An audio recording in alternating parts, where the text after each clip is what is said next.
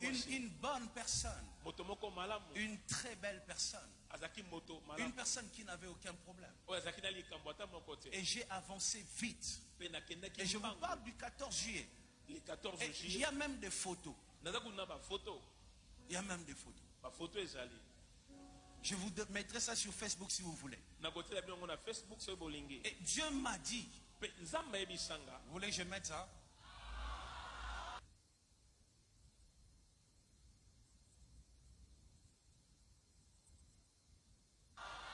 Non, mais parce qu'il faut commencer à tout dire. Vous savez, Dieu m'a dit, ça va, je ne mettrai pas. Vous qui suivez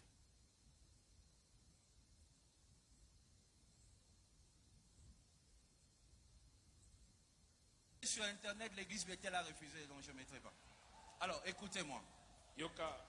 Jusqu'à ce que, au point où ça a évolué, mais Dieu m'a dit, Moïse, tu dois faire les choses dans ma volonté.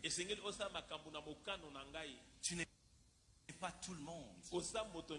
Tu dois faire un pas si moi je t'autorise.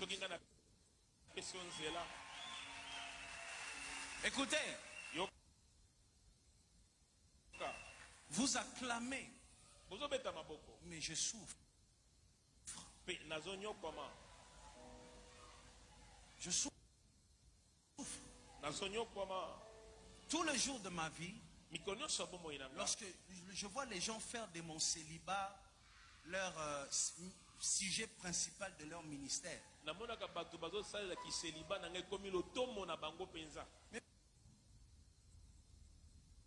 moi j'avais pensé au mariage avant plusieurs là qui sont en train de faire du bruit.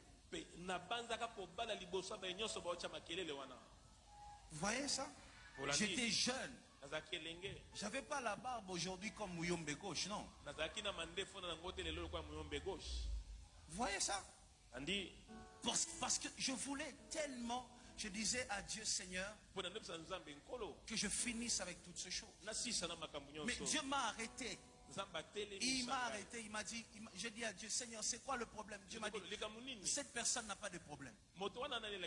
Sa famille n'a pas de problème. C'est juste que toi, tu dois faire les choses dans ma volonté à temps, mon temps. Et depuis 2012 jusqu'à aujourd'hui, je ressemble à cette jeune fille qui vient à l'église, qui dit à Dieu, Nabala. Je ressemble à cette fille. 12 pour moi, tu es là. Chaque fois que je te dis de prier, quelle intention de prière je te donne le plus? Mon mariage. Il n'y a pas un seul jour qui passe sans que je prie pour ça. Je dis pas un seul jour. Pas un seul jour. Où je demande même la prière des hommes de Dieu. Je dis à Dieu, dites à Dieu de m'autoriser. Parce que j'attends que son go.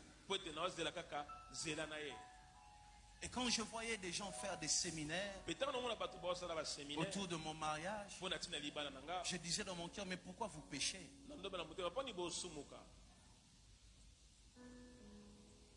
Si mon célibat n'était pas dans la volonté de Dieu, mon ministère n'allait pas avoir ses résultats. Après, il y en a qui disent, Moïse lui a fait ça pour remplir son église des femmes. Vous connaissez les pasteurs célibataires, ils sont nombreux, leurs églises sont remplies. Il fait ça pour remplir les gens dans ses concerts. Vous connaissez des musiciens célibataires, leurs concerts se remplissent.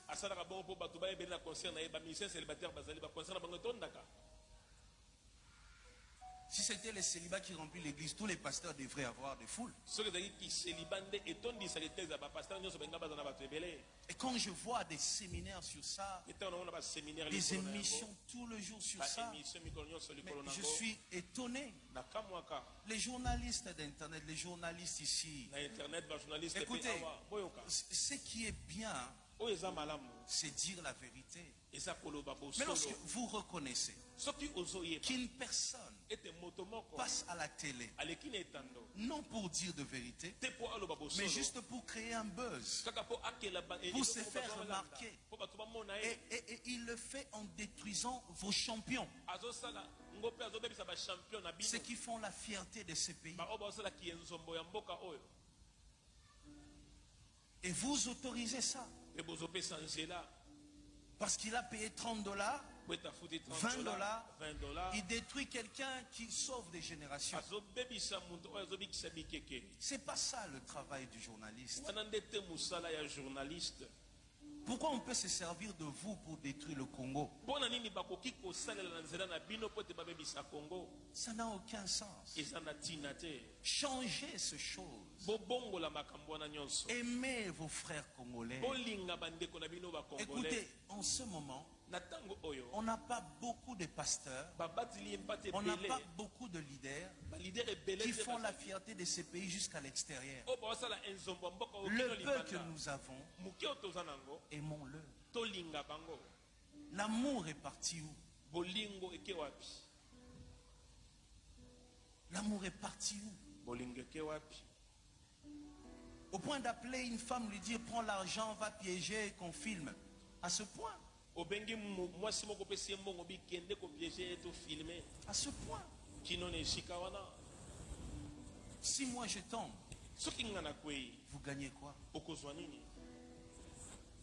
Moi, si je laisse l'église, je vais aller faire un test à Renaissance, on me prend comme gardien.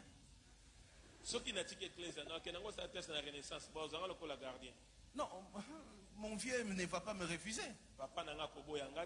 Mais toi, ton avenir, comment tu seras maudit? Comment tu vas tout rater?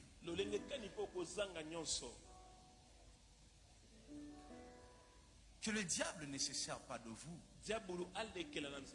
Surtout, ne détruisez pas vos champions. Ne détruisez pas vos fiertés. Ne détruisez pas ceux qui font la fierté du Congo. Ils ne sont pas nombreux. Les pasteurs qui font la fierté de ces pays à l'extérieur, ils peuvent être 3 seulement ici. Il y en a qui font de bruit, qui s'arrêtent ici à Kinshasa. Même à Mbanzangu, on ne le connaît pas.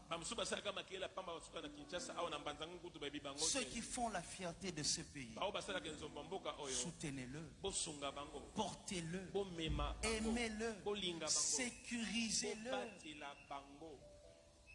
Arrêtez de tuer vos champions. Arrêtez ça. Arrêtez. Après, je vois, il y a une chose aussi, j'aimerais dire, parce qu'aujourd'hui, je dois dire toutes les vérités. Je vois, chaque fois qu'on écrit le nom de Mike Kalambai, à côté, je vois, et Moïse alors, et Moïse alors. C'est devenu comme si Mike Kalambai dort chez moi. Comme si c'est moi qui les fais boire les biberons. Mais c'est quoi? Mike Kalambai est un frère avec qui on a évolué dans la jeunesse. Et après, il a fait son chemin. Aujourd'hui, il a son église. Il a ses encadreurs. Il a ses pères, ses mentors qui sont dans la ville, qui les conseillent. Mais non, pourquoi quand il y a Mike Kalambai, Moïse Mbie. Si aujourd'hui il a un problème, il a un problème dans son couple. Moi, étant pasteur, tout ce que je ferai, c'est prier. Et toi, église, ce que tu as à faire, c'est prier pour notre frère. Prier. Que Dieu accomplisse sa volonté. Que Dieu fasse ce qu'il veut. Mais il ne faut pas commencer à dire Mike Kalambai, Moïse Mbie. Il est pasteur, il n'est même pas pasteur à Bethel. De son église aujourd'hui. Il évolue dans son ministère. C'est notre frère qu'on aime et c'est tout. Mais arrêtez de donner une image comme si on dort ensemble. Je ne sais pas, je l'ai vu quand. Si ce n'est pas l'année passée, je pense que c'est au début de cette année que je l'ai vu. Moi et lui, on s'est vu comme ça. Si ce n'est pas l'année passée, c'est au début de l'année. Mais quand je vois des choses sur Internet, je me dis, mais c'est quoi cette méchanceté? Comme si on dort ensemble. Je l'ai vu soit au début de l'année, soit l'année passée. Que je l'ai vu comme ça. Arrêtez. Arrêtez, changez ça. Je n'encourage pas le Congo de celui qui se lève et insulte pour se faire remarquer. Je n'encourage pas ce Congo. J'encourage pas le Congo, celui qui regarde dans la cour des grands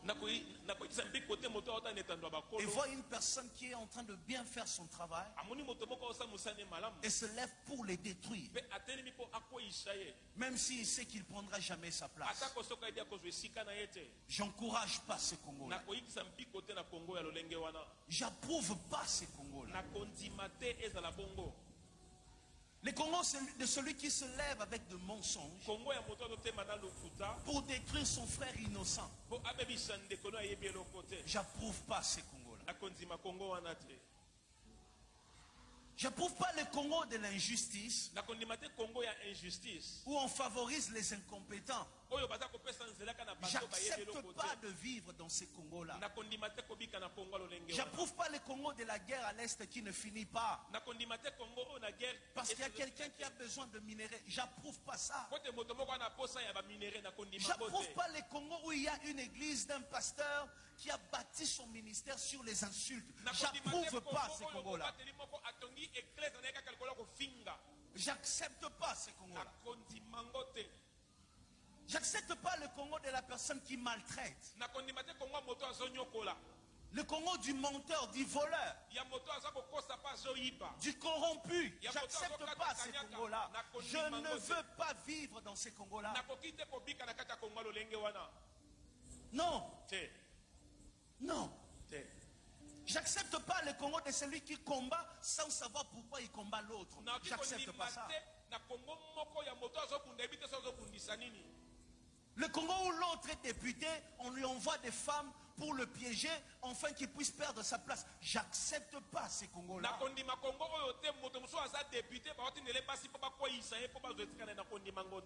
Le Congo où on utilise des femmes pour détruire les carrières de ceux qui ont l'avenir, j'accepte pas ces Congos-là. La femme congolaise était celle qu'on respectait. Aujourd'hui, elle est une personne qu'on utilise pour détruire des vies.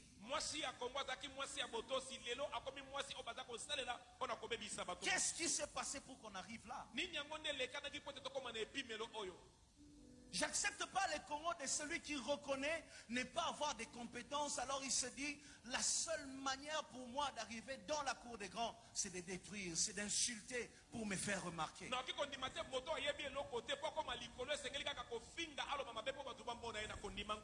plus grande fierté, je le dis encore que le Congo écoute, ma plus grande fierté, c'est que je suis arrivé là où je suis sans avoir insulté quelqu'un. Je n'ai pas détruit quelqu'un pour être le Moïse Mie que je suis.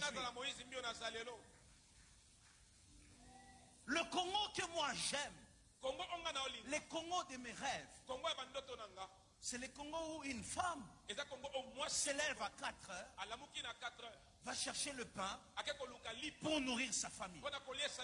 C'est ce Congo-là. Le Congo de mes rêves. Les Congos, ceux qui ont des compétences, peuvent réussir leur vie sans être interrogés. C'est ce Congo-là. Les Congos où on voit des pasteurs qui se lèvent, qui cherchent la face de Dieu, qui guérissent des malades, qui font des miracles et qui font avancer leur ministère. C'est ce Congo-là que moi je veux. Les Congo, il y a des bons avocats, de vrais juges. C'est ces Congos-là que nous cherchons. Des Congos, des femmes qui sont prêtes à accepter la souffrance, mais protéger et garder leur dignité.